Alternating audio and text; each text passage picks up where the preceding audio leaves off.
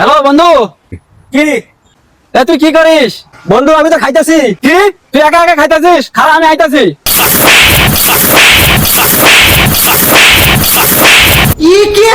लेकिन ये सब क्या देखना पड़ रहा है। কি রে মামন্দি, তুই তো খাবার খাইতেছিস, আমারে কইছিস? কি রে বন্ধু তুই আমার জিগাইছিস? জান আমার কেঙ্কা লাগিচ্ছে। তোমাকে বালের মতো লাগতেছে। কঠিন যাও তুই রে। হোয়াট? लेकिन ये साला कर क्या रहा है यहाँ पे। ভাই আল্লাহ থেকে ভিক্ষা দাও ভাই। আরে মামা যা তো বিরক্ত করে না, এমনি গেমে আসি যা।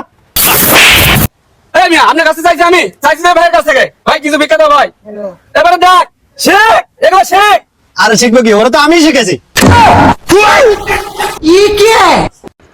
আর্জেন্টিনার খেলা। আর্জেন্টিনা জার্মানির পোলা। খেলা কই কি আর ছাগলে কয় কি? ফুটবল খেলা। ফুটপাতের মেলা। এটা কই কি আর শুনে কি বুঝলাম না। আর্জেন্টিনা বনাম সুইজারল্যান্ডের খেলা। আর্জেন্টিনা কিভাবে হাত দিয়ে গোল করে বিশ্বকাপ জেতে। কই কি আর শুনিটা কি? হ্যাঁ এই ভাই একটা বার্গার দেন তো। ভাই বার্গার সঙ্গে একটা কোল্ড ড্রিঙ্কস দিয়ে দেই। দেন। ভাই সাথে ফ্রি সসও আছে, সেটাও দিয়ে দেই। কি ওই বেড়া, তোর কি আমাকে দেখে বার্গারের দোকানদার মনে হয়? শালার মায়া দুলটা দিয়ে।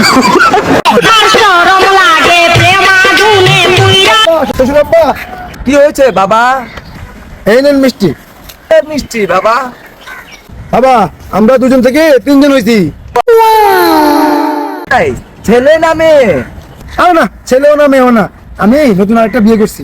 কি তোর এত বড় সাহস, আমার মেয়েকে রাইখা তুই আরেকটা বিয়ে করছিস?